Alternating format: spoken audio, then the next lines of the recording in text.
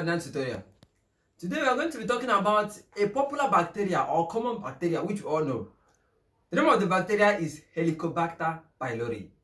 Now we're not going to be talking about only the bacteria, but today we are going to be majorly focused on the infection caused by this bacteria. Now when we're talking about Helicobacter pylori infection, we say that Helicobacter pylori is a common bacteria that is found in the digestive tract of a living organism. Now this bacteria is capable of causing some infections in our body or diseases. Now remember that this bacteria has a name, Helicobacter pylori. Now the presence of this H, helico, makes the bacteria spherical in shape. Are you getting it? And due to its spherical shape, it helps it to travel around our stomach, which it helps it to travel around our stomach and runs away from the immune system, because the immune system kills this bacteria. Are you getting it? Now it runs into the mucous membrane in our stomach. Now the presence of this bacteria causes either gastritis or ulcer in our stomach. Are you getting it? Now sometimes we tend to ask, how does this bacteria get into our body? Now this bacteria, honestly, we don't know how it actually gets into our body. But what we know is that this bacteria, according to studies explain that this bacteria comes into our stomach from what? From childhood. Now let's talk about what causes this Helicobacter pylori infection. Now one of the causes of this bacteria, or one of the causes of this infection, is mouth-to-mouth communication. Now remember that we said that this bacteria is present in our stomach. Now when we join mouth together, or when I kiss someone, or every other relationship that comes close to our mouth, like that interchange our saliva, our fluids in the mouth, now there is every probability that this bacteria can be transmitted. True. Also, we have inability to wash your hands correctly after using the restroom or bathroom.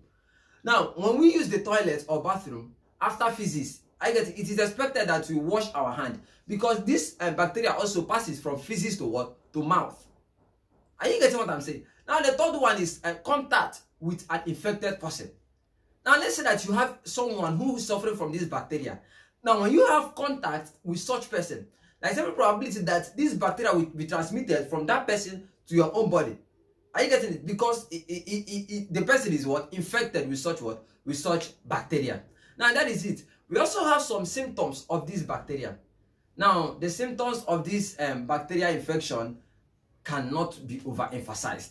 Now remember I said that those who are in the risk of contacting this infection is especially what? Children. But we are still coming to that. Now one of the symptoms of this bacteria is one. Now remember that this bacteria, these infections in our body, presence of this infection, actually, you know what I'm saying, this infection in our body here, on its own, it doesn't cause any disease.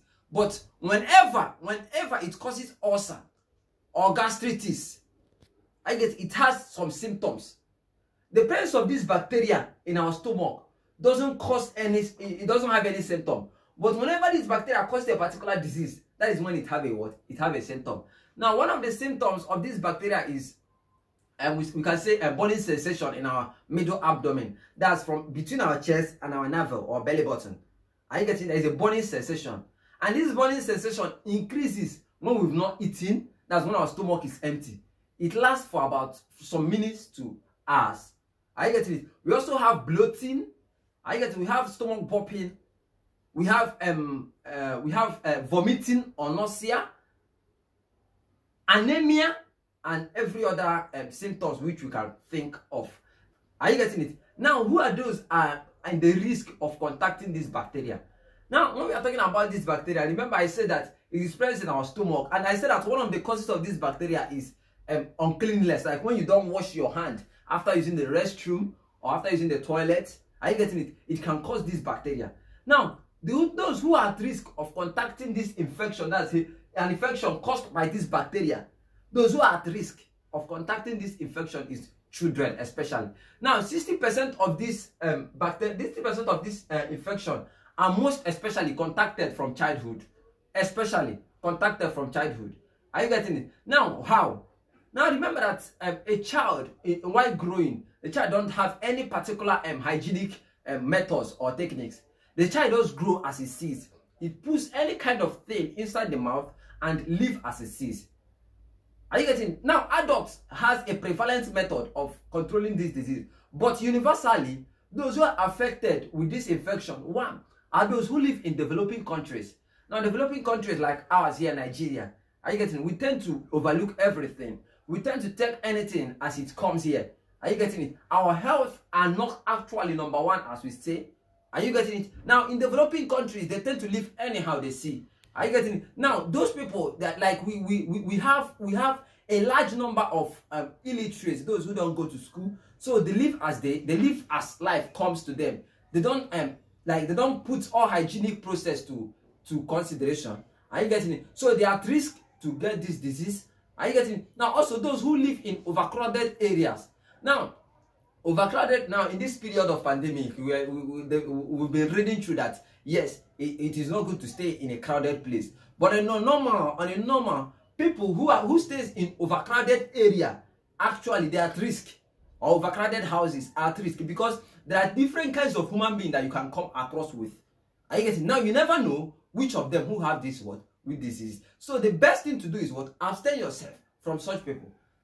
Are you getting? Now that's the second one. The third one there is those who live with people. Are you getting? Those who live with people they don't know. Are you getting? They are also in a risk of contacting this infection caused by this bacteria. Are you getting it? Now, other persons there are those who don't have access to hot water. Now, when we're talking about access to hot water, remember that hot water kills some organisms, especially bacteria.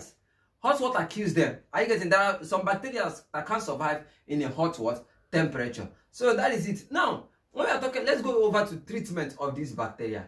Yes, this bacteria actually here, I told you on its own, it is not harmful. But it only has its advantage when it causes a particular infection like cancer and gastritis.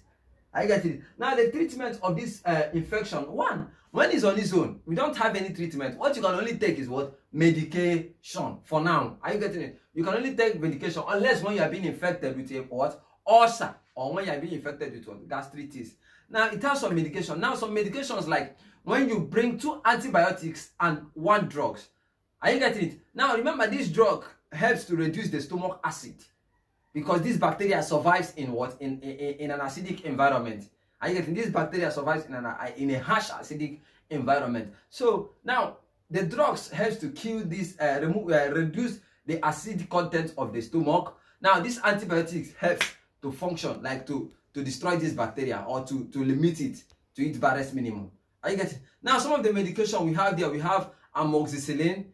We have amoxicillin, we have PPI, that's proton pump inhibitors. Example, we have lansoprazole, we have esomeprazole. Are you getting it? Also, we have another medications like we have the chlamydosin, and every other antibiotics that we can think of. Now, so that is it for the treatment of this Helicobacter pylori infection. Now, my advice to everyone out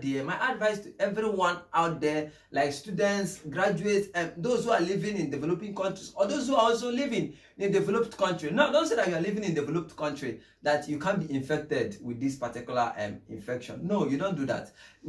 I explained developing country because they are at higher risk, not that you can't contact it. So try to put all these precautions together. I get it. Now try to to prevent these bacteria. You try to wash your hand after toilet, after using the restrooms. Wash your hand. Cook your food properly. Are you getting it? Cook your food properly. Maintain hygienic environment. Look at your environment. Make it clean. Sweep it. Arrange it every day. Are you getting it? Try to live a healthy life because we say that cleanliness is what? Is next to what? Godliness. So live your life as it's supposed to be. And we'll build a healthy nation, we'll build a healthy world, we'll build a healthy country.